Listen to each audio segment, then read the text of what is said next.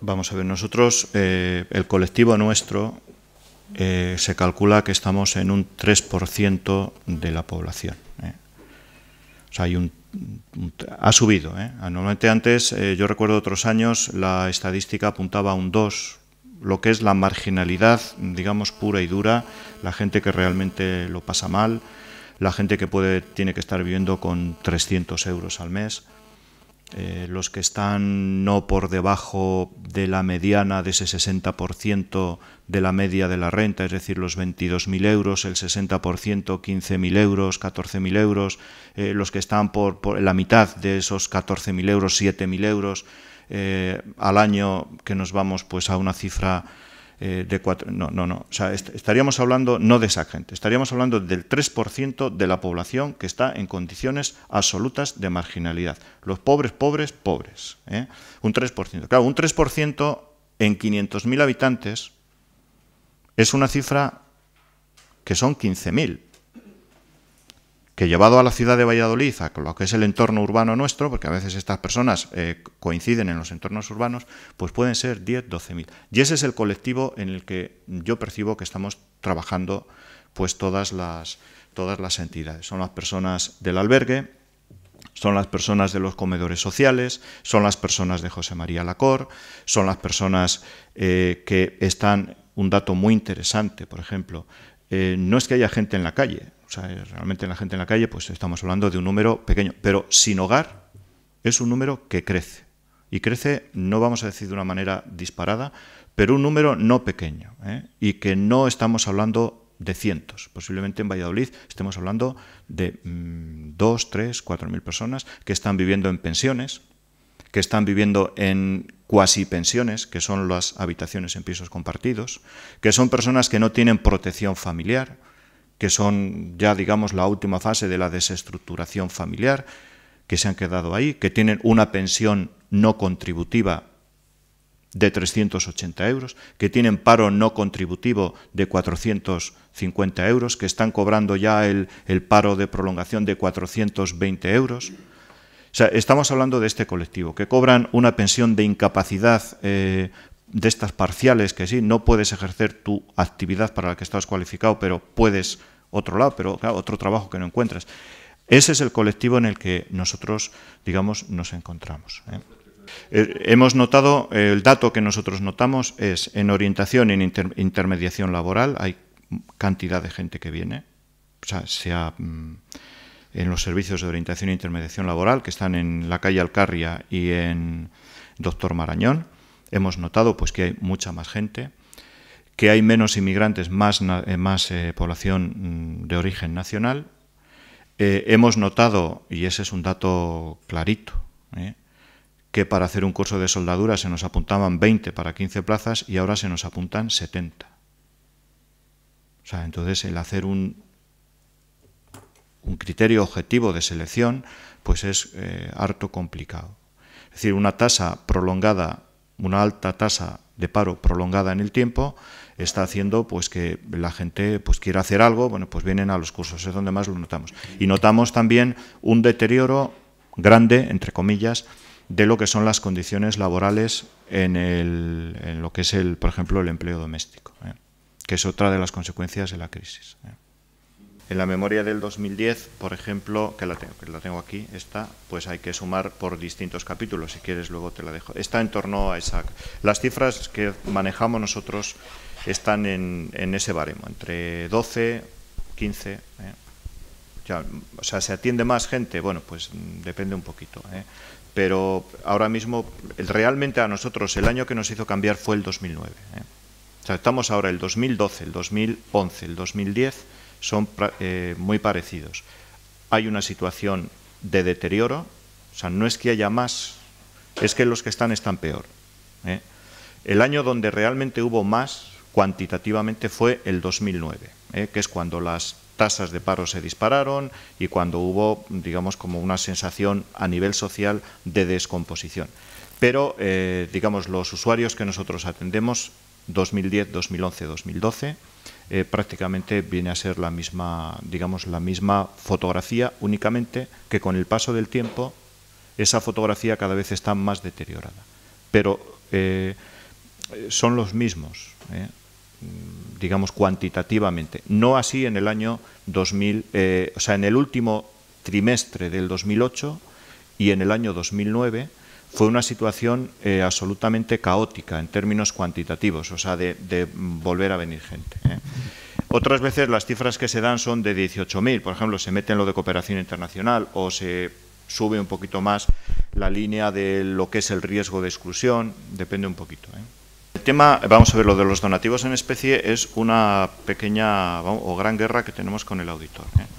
Porque claro, han empezado a valorarnos los donativos en especie, que son los alimentos y la ropa. Claro, el problema es que nos quieren valorar, como ha dicho don Luis antes, el tiempo que los voluntarios dedican.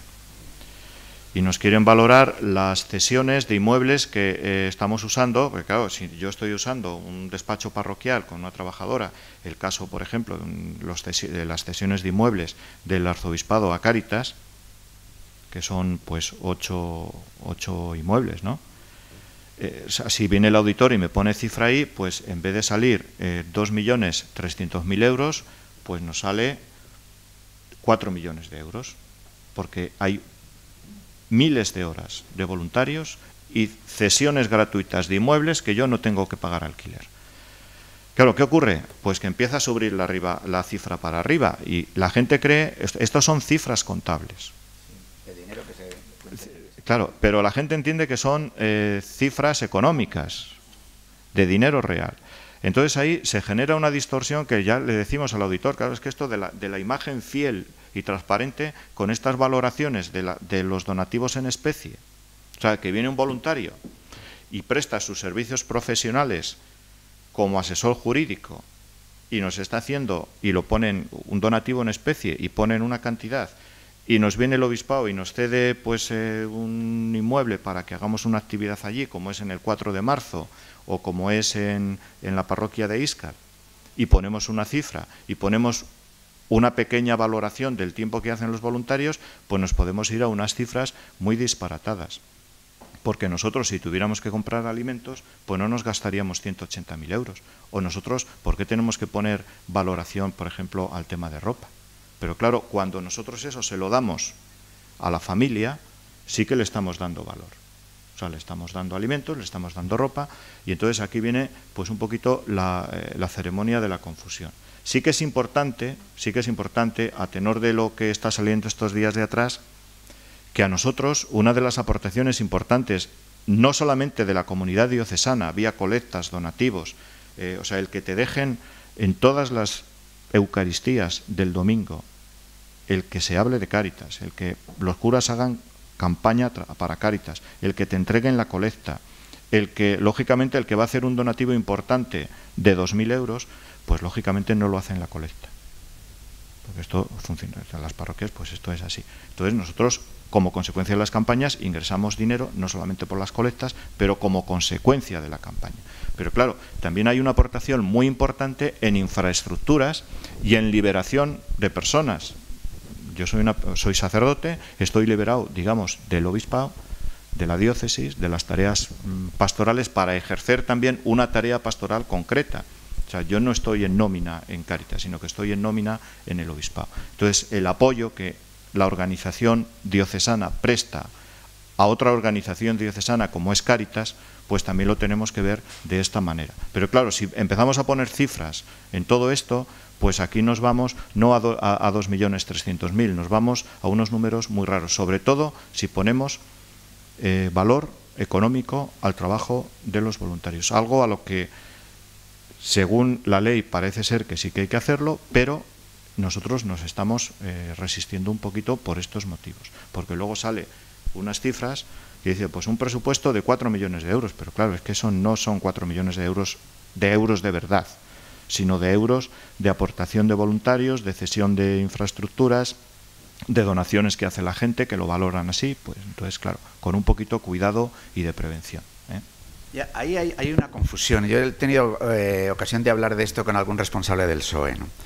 Porque creo que se hace una utilización de un dato y se oculta otro. Es decir, en los mismos datos que tenéis delante se ve que hay lo que es aportación de la sociedad a través de colectas, de donativos, mayoritariamente de la comunidad cristiana, que del porcentaje total de lo que Cáritas ha presupuestado en el año pasado, sí, es casi un 70%. Luego vemos lo que es de subvenciones oficiales, ¿no? Estamos hablando de 2.300.000 euros y las subvenciones oficiales de 713.000. Entonces, el argumentario de campaña que tiene el PSOE, que lo he visto, ¿no? Lo he visto porque desde buenas relaciones personales también. Ellos utilizan el dinero que da Conferencia Episcopal Española, sede Añastro, de sus propios, de los servicios, digamos, centrales de la Conferencia Episcopal, que de su presupuesto da una cantidad que del presupuesto de la Conferencia Episcopal de los servicios centrales de la sede de Añastro se da un 3% de su presupuesto. Ese dinero aportado a Cáritas Española supone para Cáritas Española un 1% de lo de Cáritas Española, pero eso no significa que la Iglesia dé un 1% de Cáritas, porque lo que la Iglesia da es lo que la colecta de todos los primeros domingos de mes, los donativos de la gente, las personas que se han hecho socios y demás. Entonces, se coge una cantidad que es una aportación que la propia conferencia de su presupuesto de servicios centrales decide no el 0,7% como habitualmente digamos hay campañas para dar, sino que decide no damos el 0,7, sino que de nuestro presupuesto damos el 3. Eso se entrega y se toma ese dato para decir que la Iglesia Española, confundiendo a la Iglesia Española solo con la sede central de la Conferencia Episcopal Española en Añastro, en la calle Añastro de Madrid, lo que desde ese sitio se da, se dice que eso es lo que la Iglesia aporta a Cáritas. Yo creo que es manifiestamente injusta esa afirmación, porque lo que la Iglesia da es, sí, lo que se dé desde la sede de Añastro, pero lo que se da en Medina de Río Seco, o lo que se da en el barrio de la Rondilla de Valladolid, o lo que se da en tantos y tantos lugares, que eso es la Iglesia también, ¿no? Entonces, hacer querer ver que la Iglesia solo aporta a Cáritas un 1% de su presupuesto, parece exagerada esa cifra, porque responde a ese dato, ¿eh? Es lo que da sede central, calle Añastro, Conferencia Episcopal Española, de una sugerencia que se nos hace a todos de aportar el 0,7, digamos que es una campaña universal, y que en vez de dar el 0,7 dan el 3. Sí, vamos a ver. Hay dos. Te voy a responder interesadamente. Que los pagos hacia la Administración, nuestros hacia ella, de pagos de Seguridad Social y IRPF, estamos al día.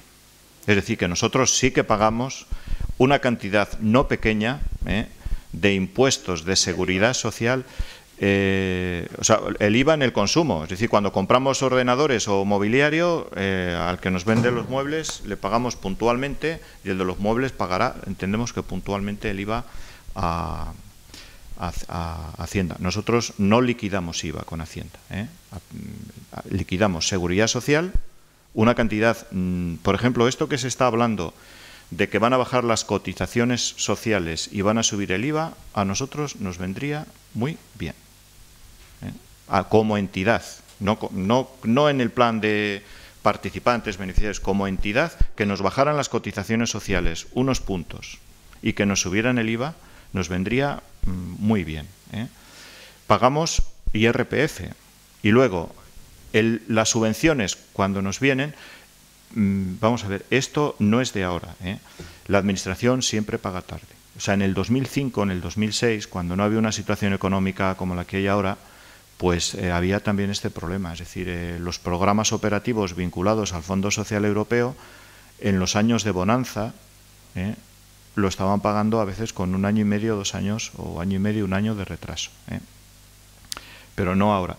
Sí que es cierto que la Administración, sobre todo en la gerencia de servicios sociales, en la parte que a nosotros nos corresponde, a nosotros no como Cáritas, sino como entidades sociales, sí que se ve un esfuerzo porque cobremos puntualmente, entendiendo la puntualidad en términos administrativos, que ya sabes que vas a cobrar dentro de 6 meses. Luego, ¿cuál es la situación de la entidad si el tema apunta, la situación de la entidad y como consecuencia de la crisis del año 2008 a hoy es que las ratios internas de ingresos de dineros han variado.